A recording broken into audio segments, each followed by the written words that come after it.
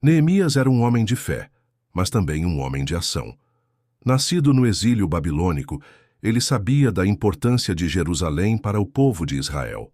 Contudo, sua posição como copeiro do rei Artaxerxes não era apenas uma oportunidade para servi-lo com dignidade, mas também uma chance para ele permanecer em contato com o poder persa e, assim, potencialmente influenciar mudanças significativas em favor de sua pátria. Ser copeiro real significava que Neemias tinha a confiança do rei, uma posição de grande honra e responsabilidade. Quando ouviu a notícia de Jerusalém, seu coração se partiu. A cidade, que representava o centro de adoração a Deus, estava em ruínas.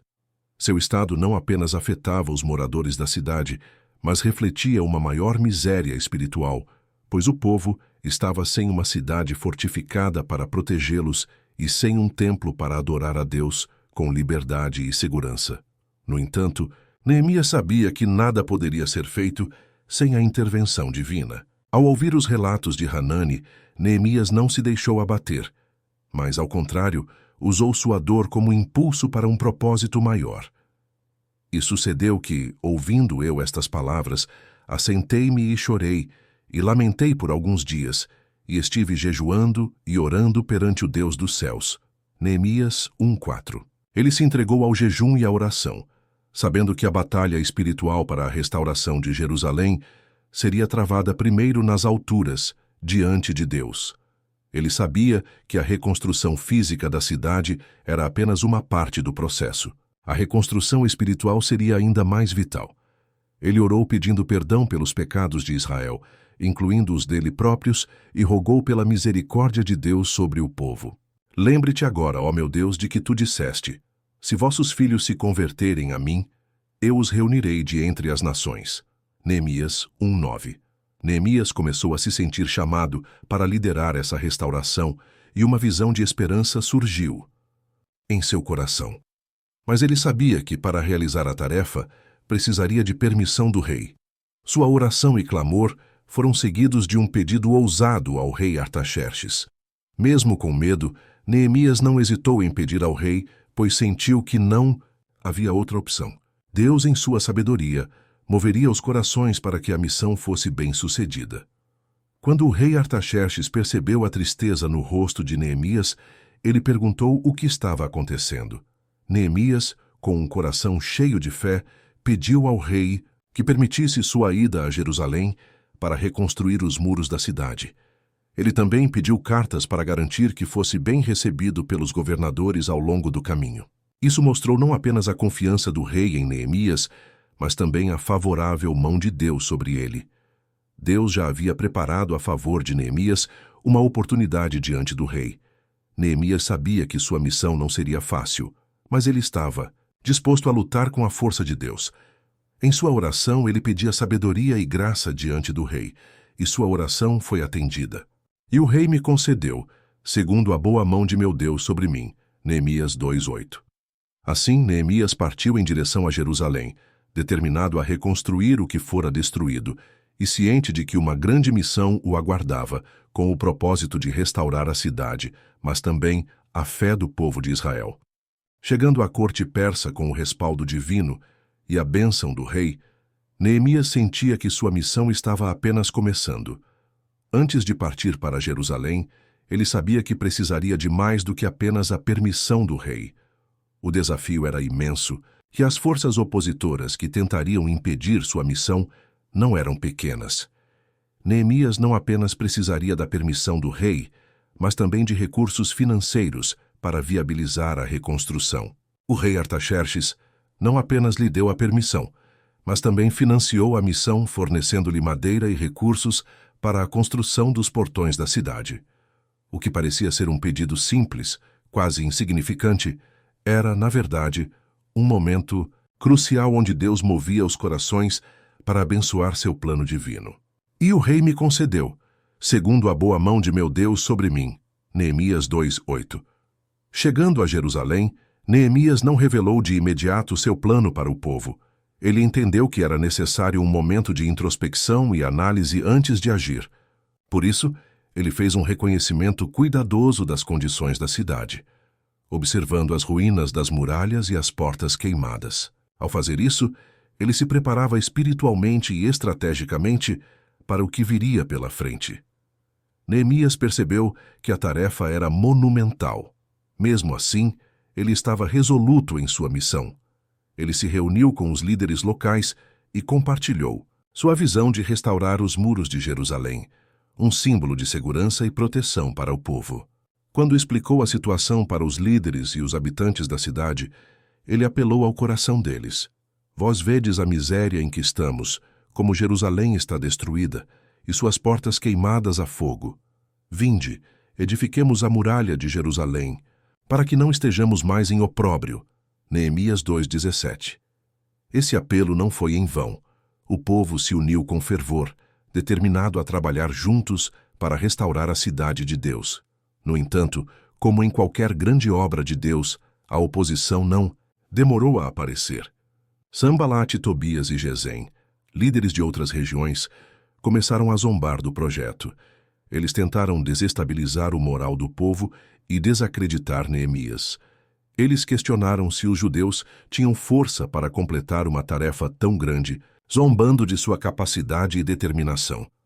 Mas Neemias, com grande fé e confiança no poder de Deus, não se deixou intimidar. Em vez disso, ele respondeu com firmeza, dizendo: O Deus dos céus nos fará prosperar, e nós, seus servos, nos levantaremos e edificaremos. Neemias 2:20. Ele sabia que, embora o projeto fosse grande demais para ser realizado apenas pelas forças humanas com Deus ao lado deles, a vitória estava garantida. A reconstrução de Jerusalém foi um trabalho árduo e desafiador. Neemias sabia que não poderia fazer tudo sozinho. Então, com grande sabedoria, organizou o povo para trabalhar em equipes. Cada grupo de pessoas foi designado a trabalhar em uma parte específica dos muros da cidade. Algumas famílias tomaram conta de seções inteiras, enquanto outros trabalharam em conjunto em setores específicos. Isso permitiu que a reconstrução fosse feita de maneira eficiente e coordenada. No entanto, o trabalho de reconstrução não estava isento de dificuldades.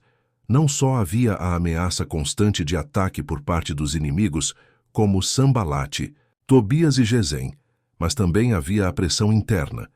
O povo, cansado da situação de miséria e medo, começou a questionar se conseguiriam realizar a tarefa. As forças externas estavam tentando intimidá-los e a pressão interna estava aumentando. Mas Neemias não se deixou abalar. Ele sabia que o trabalho precisava ser feito, independentemente das circunstâncias.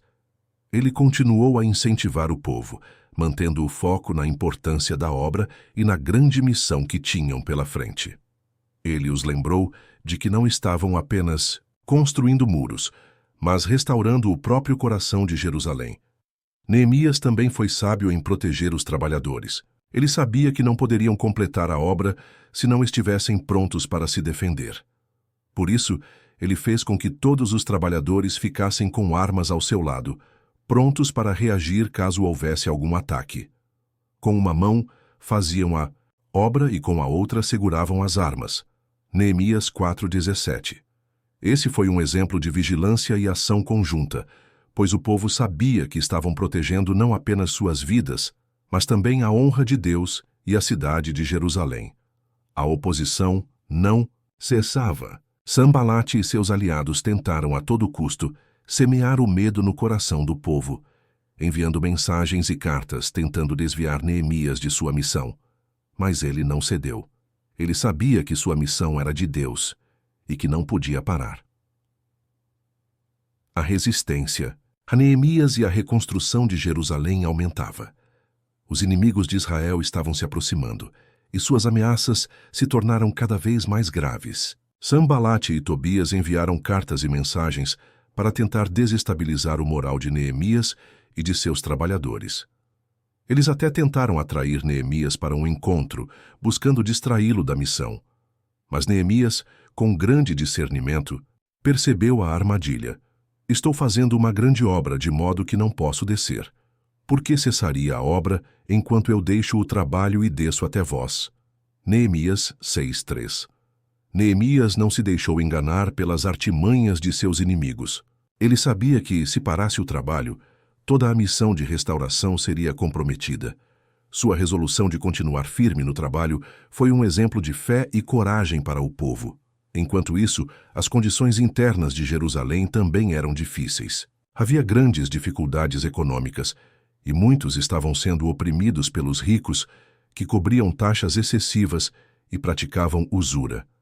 Neemias, ao tomar conhecimento da situação, não hesitou em tomar uma atitude. Ele convocou os líderes da cidade e os repreendeu por suas ações. Eu disse: não é bom o que fazeis, não andais temendo a Deus, para que não sejamos um opróbrio entre os inimigos das nações. Neemias 5:9.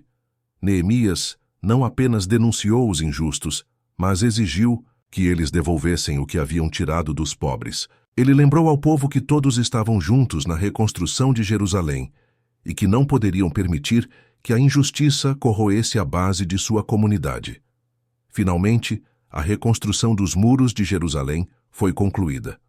O povo de Deus havia perseverado e a cidade agora estava segura novamente. Assim, a muralha foi terminada no 25º dia do mês de Elul, em 52 dias. Neemias 6:15. Essa realização foi um marco histórico, não apenas porque restaurou a segurança física da cidade, mas também porque fortaleceu o espírito do povo de Israel. Neemias sabia que a obra não estava completa apenas com a construção física da muralha.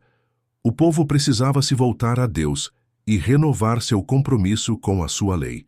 Então, Neemias, com a ajuda do sacerdote Esdras, organizou uma grande reunião onde a lei de Deus seria lida diante de todo o povo. E todo o povo se ajuntou como um só homem na praça que estava diante da porta das águas, e disseram a Esdras, o escriba, que trouxesse o livro da lei de Moisés.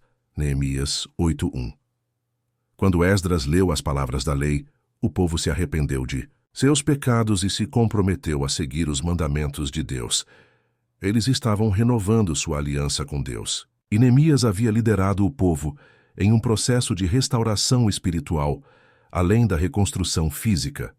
Finalmente, a cidade de Jerusalém estava novamente segura, próspera e cheia de esperança. Neemias, que tinha começado sua jornada com um coração quebrantado, agora via o fruto de sua fé e trabalho.